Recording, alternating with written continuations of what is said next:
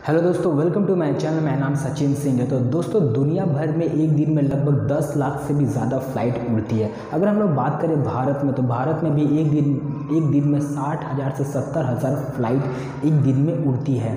दोस्तों, एनालिटिक्स के रिपोर्ट में ये बताया गया है कि सबसे कम एक्सीडेंट एयरलाइन में ही होता है, सबसे ज़्यादा एक्सीडेंट रोडवे में होता है। एयरलाइन में सबसे कम एक्सीडेंट होता है बस, ट्रेन और शिप के मुकाबले। दोस्तों, ये आप लोग के साथ कभी ना कभी तो हो ही होगा कि आप बस या कार से ट्रैवलिंग कर रहे हो तो बीच रास्ता में आपका फ्यूल ख़त्म हो जाए, तब आप लोग को बहुत ही दिक्कत होगा। लेकिन आपने कभी सोचा है कि जब फ्लाइट 31,000 फीट में जब उड़ रहा हो, इतना ऊंचाई में जब फ्लाइट उड़ रहा होगा, तब उसका फ्यूल ख़त्म हो जाए तब क्या होगा? क्या आपने कभी ये सोचा है कि कितना ख़तरनाक होगा? आज हम लोग इसके बारे में इस वीडियो में बात करेंगे। तो दोस्तों, ये सच घटना है जो कनाडा में घटा था, कनाडा एयरलाइन में फ़्लाइट नंबर 143 में। तो दोस्तों, वीडियो शुरू करने से पहले मैं आप लोग को बता देता हूं कि अगर आपने इस चैनल को सब्सक्राइब नहीं किया तो सबसे पहले इस चैनल को सब्सक्राइब कर लीजिए। चलिए वीडियो शुरू करते हैं।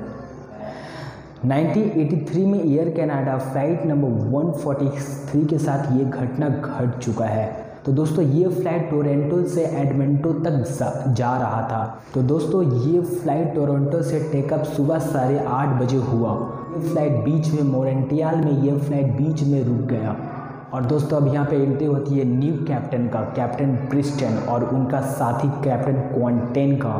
तो ये फ़्लाइट मॉन्स्ट्रियल में रुका था फ्यूल भरने के लिए। उस समय इंपेरियल यूनिट से मैट्रिक यूनिट में पूरा कनाडा चेंज हो रहा था, यानी वहाँ का नंबर सिस्टम, वहाँ का यूनिट सिस्टम जो था वो इंपेरियल यूनिट में पहले से था, अब उसको चेंज होकर मैट्रिक सिस्टम में पूरा नंबर सिस्टम को चेंज कर दिया जा रहा था। लेकिन बहुत सारे फ़्लाइट जो थे वो अभी तक इंपेरियल यूनिट का ही सिस्टम को मान रहे थे, अभी पूरा तरीका से मैट्रिक सिस्टम में चेंज नहीं हुआ था।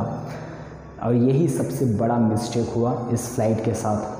तो इसमें ऑर्डर दिया गया है कि 22,300 kg फ्यूल भरा जाए। ये फ्यूल का सिस्टम न्यू सिस्टम से दिया गया, यानी मैट्रिक सिस्टम से दिया गया। लेकिन जो फ्यूल भरने वाले थे वो उन्होंने बहुत बड़ा गलती कर दिया। उनको लगा कि अभी इसमें पुराना सिस्टम से ही इसमें दिया हुआ है, यानी उनको लगा कि इंपेरियल यूनिट का जो पहले वाला सिस्टम था उसी से दिया था, और उन्होंने इसमें तेल भरा 22,300 LBS फ्यूल ही सिर्फ इसमें भरा, जो एरोप्लेन का हाफ टंकी भी फ्यूल नहीं था। और कैप्टन प्रिस्टन से भी बहुत बड़ा गलती हुआ कि वो बिना फ्यूल चेक किए ही फ़्लाइट को टेक ऑफ कर दिए, और करीब 1 घंटे बाद ये फ़्लाइट 41,000 फीट के ऊपर चला गया था। तो दोस्तों, करीब 5 मिनट बाद प्लेन का राइट इंजन बंद हो गया, और कैप्टन प्रिस्टन को जब ये पता चला कि प्लेन का राइट इंजन बंद हो चुका है, तब उन्होंने वजह जानने के लिए कोशिश किया। उन्होंने बहुत ही हार्ड वर्क किया, लेकिन वो अभी तक ये नहीं पता चला था कि प्लेन का फ्यूल कम हो चुका है। फिर कैप्टन प्रिस्टन ने डिसाइड किया कि इस प्लेन को इमरजेंसी लैंड कर दे, लेकिन दोस्तों, वहाँ पर कोई अभी इमरजेंसी लैंडिंग स्पॉट नहीं था।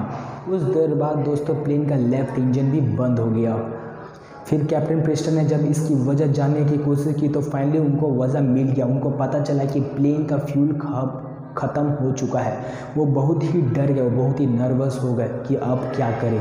दोस्तों, जो फ्लाइट का टर्मिनेट होता, जो फ्लाइट का 2 इंजन बंद हो चुका था, वो फ्लाइट को इलेक्ट्रिसिटी जनरेट करता था। उसमें एक व्हील्स लगी रहती थी जो पेट्रोल की मदद से जो घूमती थी, उससे प्लेन में इलेक्ट्रिसिटी ट्रांसपोर्ट होती थी। लेकिन उसके बंद होने के कारण प्लेन में इलेक्ट्रिसिटी आना बंद हो गया, यानी सारा जो इलेक्ट्रॉनिक डिवाइस थी प्लेन में वो सारा बंद हो चुका था। लगभग सारे इंजन प्लेन के बंद हो चुके थे, ऑक्सीजन का भी बंद हो चुका था, इलेक्ट्रिक जितनी भी अंदर में लाइट थी सब बंद हो चुका था प्लेन के अंदर। तो दोस्तों, प्लेन में इलेक्ट्रिसिटी ना होने के कारण बहुत सारे इलेक्ट्रॉनिक डिवाइस जो थी प्लेन के वो बंद हो चुकी थी, जिसके कारण पायलट को ये भी नहीं पता था कि वो कितने स्पीड से वो उड़ रहे, कितना उनका प्लेन का वेलोसिटी है, वो कितने हाइट पे, उनको कुछ भी नहीं पता था, जिसके कारण वो फ्लाइट को लैंड भी नहीं करवा सके। तो और सामने कोई स्पॉट भी नहीं था कि जहाँ पर वो लैंड करा सके। और दोस्तों, इस फ्लाइट के कैप्टन मिस्टर पिस्टन के दिमाग में एक आइडिया आया और उन्होंने डिसाइड किया कि इस प्लेन को इमरजेंसी लैंडिंग करें और इससे लैंडिंग करें हम लोग गिलमिल्स एयरपोर्ट में। इस एयरपोर्ट का नाम था गिलमिल्स, जो अब एयरपोर्ट नहीं था, इसको एयरपोर्ट से चेंज करके इसको एक रेस ट्रैक में चेंज कर दिया गया था। ये सबसे बड़ा प्रॉब्लम था। अब यहाँ पर कोई प्लेन्स नहीं उड़ते थे, यहाँ पर रेसिंग होता था बड़े बड़े गाड़ियों का। और दोस्तों सबसे बड़ा ये प्रॉब्लम था कि यहाँ पर अभी भी रेसिंग हो रहा था और यहाँ पे कम से कम 50,000 से भी ज़्यादा ऑडियंस बैठे हुए थे स्टेडियम में। सबसे बड़ा ये प्रॉब्लम था कि प्लेन में इलेक्ट्रिसिटी नहीं था, जिसके कारण प्लेन के सारे इंजन बंद हो चुके थे, हर एक लाइट बंद हो चुका था। अब प्लेन साउंड भी नहीं कर रहा था, प्लेन आवाज़ भी नहीं कर रहा था, जिससे लोग को ये भी नहीं पता चलता कि उनके सामने से एक प्लेन आ रहा है। और लेकिन फिर भी कैप्टन प्रिस्टन ने ये डिसाइड कर लिया कि अब उनको इस फ्लाइट को यहीं पर लैंड करना ही पड़ेगा और कोई चारा नहीं था। और इस फ्लाइट को यहीं पर लैंड किया गया और फ्लाइट को लैंड करने में बहुत ही प्रॉब्लम हुआ। और दोस्तों फ्लाइट बहुत ही तेज़ वेलोसिटी से हॉरिजॉन्टल एकदम नीचे आने लगा लैंड होने के लिए। सबसे अच्छा बात इस फ्लाइट का ये हुआ कि जब वो फ्लाइट पूरा नीचे आ चुका था तब उसका आगे वाला चक्का लॉक नहीं था, वो लॉक नहीं हुआ था, वो लॉक टूट चुका था। और जैसे वो चक्का ज़मीन में टकराया वो अंदर चला गया।